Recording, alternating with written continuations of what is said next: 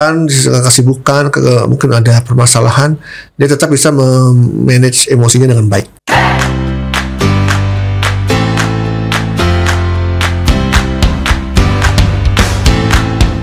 Halo teman-teman, dimanapun Anda berada, jumpa lagi dengan saya Melani dalam YouTube channel Coach Aditya Mijaya yang membahas tentang dunia leadership coaching. Nah teman-teman, topik kita kali ini kita mau bahas tentang EQ. Nah, menarik ya. EQ dihubungkan dengan coaching. Oke, sebelum kita simak lebih jauh, yuk kita lihat yang mulai berikut ini ya. Sebelum Anda lanjut nonton video ini, silakan Anda subscribe, like, dan share kepada teman-teman Anda sehingga channel ini bisa bertumbuh. Halo teman-teman, dimanapun Anda berada, jumpa lagi dengan saya Melani dan saat ini sudah ada bersama dengan saya Coach Aditya Mijaya. Halo kakak Coach. Halo Kak Ana, apa kabar? Wah, ceria banget kakak Coach kita hari ini. Sehat-sehat ya kakak Yes, Coach. sehat. Ya, oke. Coach, kali ini kita mau bahas tentang EQ nih, Coach. EQ ya. Iya, EQ. Kan kita tahu IQ itu memang penting juga ya gitu ya, Coach. Tapi ternyata seiring zaman sekarang itu ternyata orang lebih melihat kalau EQ itu yang bisa membuat apa ya? Seperti ya misalnya sesuatu yang misalnya kurang bisa jadi lebih baik seperti itu ya Coach ya. Nah kalau dalam coaching gimana nih EQ itu bisa membantu meningkatkan performa dari seseorang gitu ya Coach? Oh ya. Jadi gini, EQ, jadi emotional quotient itu adalah ya seperti ukuran kecerdasan emosi ya. Ukuran emosi, kecerdasan emosi. Jadi EQ itu adalah ukuran dari AI, emotional intelligence seseorang, kecerdasan emosi, gitu ya.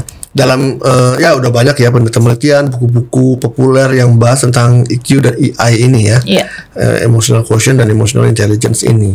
Jadi saya nggak akan bahas semua itu ya. Jadi udah tidak cari aja bisa panjang ya di sini Google gitu ya. Itu semua bukunya bagus-bagus gitu ya. Dan memang summary-nya adalah bahwa ternyata kecerdasan emosi itu sangat penting dimiliki seseorang, terutama di organisasi atau di perusahaan gitu ya. Ketika berinteraksi, karena kan kita bekerja itu nggak bisa sendiri ya. Iya pastinya dong ya Coach ya. Kan? Karena kita makhluk sosial ya. Makhluk sosial, berinteraksi ya dengan proses-proses di perusahaan ya.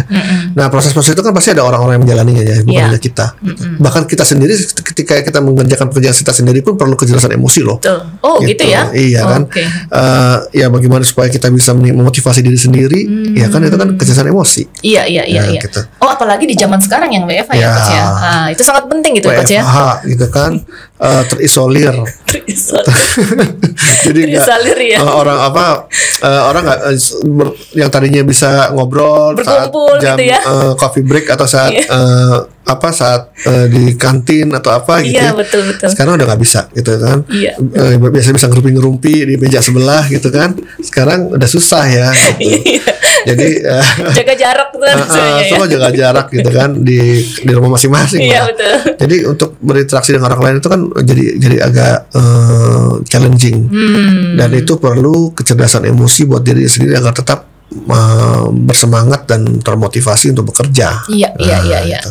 Apalagi dengan orang lain. Gitu nah itu dia. Bagaimana mereka bisa berinteraksi dengan orang lain supaya ya komunikasi berjalan, tidak terjadi konflik dan seterusnya ya. Jadi itu perlu kecerdasan emosi. Ya, bagaimana memotivasi temannya, memotivasi bawahan, gitu ya. Bagaimana bisa berinteraksi atau menjalin hubungan dengan atasan, itu semua perlu kecerdasan emosi. Bagaimana bisa berkomunikasi dengan vendor, dengan customer, itu juga perlu kecerdasan emosi ya.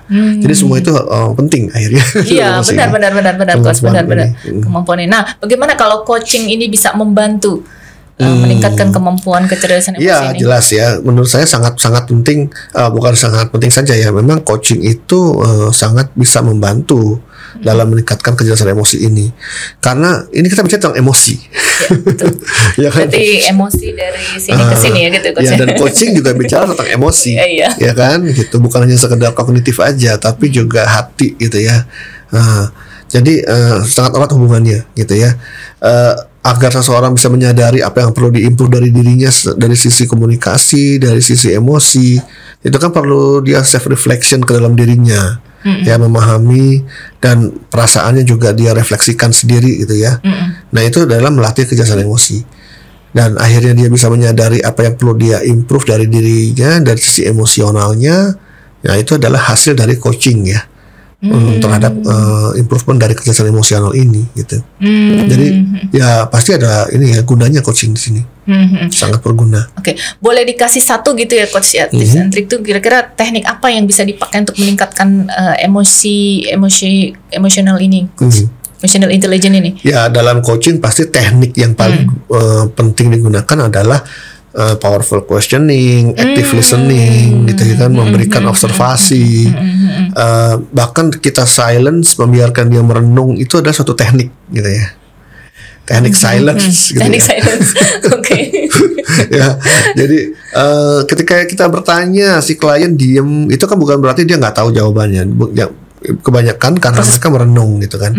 Jadi kita jangan interupsi, biarkan dia kita silence, biarkan dia merenung sehingga dia bisa menggali dalam dirinya lebih lengkap gitu ya, lebih dalam gitu ya. Nah, itu adalah teknik gitu ya, bagaimana kita bisa memastikan bahwa kita juga memberikan dia ruang untuk dia merenung itu. Gitu ya. Menarik ya. Berarti dengan silence pun itu, merenung itu juga bukan berarti ini ya, kita membiarkan sesuatu yang masuk gitu ya coach ya. Tapi merenung itu malah ya memberi kesempatan dia atau memberikan dia space untuk berefleksi, self reflection, gitu ya. Jadi ya biarkan aja dia sehingga dia menemukan jawabannya sendiri gitu. Dan itu akan membantu dia meningkatkan emosional intelektualnya, seperti itu ya coach ya. Oke. Kalau dalam pekerjaan gitu ya coach ya, di tengah-tengah lagi hektik seperti itu, misalnya dia sudah mempelajari coaching, berarti dia tekniknya hanya seperti itu aja gitu coach. Misalnya dia lagi hektik kalau gitu ya. Ya memang kalau orang belajar coaching itu kan kita juga akan mempelajari bagaimana kita bisa memanage emosi kita ya. Memanage emosi kita, bagaimana kita bisa mengatur emosi kita, mempersiapkan diri kita secara emosi sebelum mulai bekerja atau di tengah-tengah pekerjaan. Nah, teknik-teknik ini bisa dipakai gitu ya, bukan hanya dalam sesi coaching tapi dipakai dalam pekerjaan gitu ya. Jadi kalau seorang coach itu kan tadi ya saya katakan dia harus mampu menguasai emosinya sendiri ketika menghadapi klien, ketika membahas kasus-kasusnya klien. Dia harus mempersiapkan diri dia sebelum mulai coaching dalam kondisi yang prima buat klien gitu ya. Nah, ini teknik-teknik ini bisa diterapkan dalam dunia pekerjaan. Jadi dia dia bisa mempersiapkan diri secara emosi untuk memulai pekerjaan di hari itu, dan ketika di tengah-tengah pekerjaan, di tengah kesibukan, mungkin ada permasalahan, dia tetap bisa memanage emosinya dengan baik. Nah, itulah mengapa kalau kita belajar coaching juga bukan hanya kita di coaching, ya di coaching pasti orang bisa meningkatkan emosional, kecerdasan emosinya ya. Tapi kalau kita belajar coaching pun ternyata juga bisa meningkatkan kecerdasan emosi kita sebagai seorang coach. Dan ketika dia bekerja lagi balik ke pekerjaan gitulah. Wah, menarik ini ya teman-teman. Ternyata kalau yang punya temperamen yang emosional gitu bisa belajar gini ya coach ya. Biar bisa di-manage gitu ya coach ya. Gitu ya. Apalagi menghadapi dalam situasi WFH seperti ini gitu ya teman-teman. Mungkin teman-teman leader yang harus membriefing tim dari rumah gitu ya coach ya. Gimana biar supaya bisa jalan gitu ya, tetap jalan gitu ya pekerjaan seperti itu ya coach ya. Nah, apakah ada dari emosional ini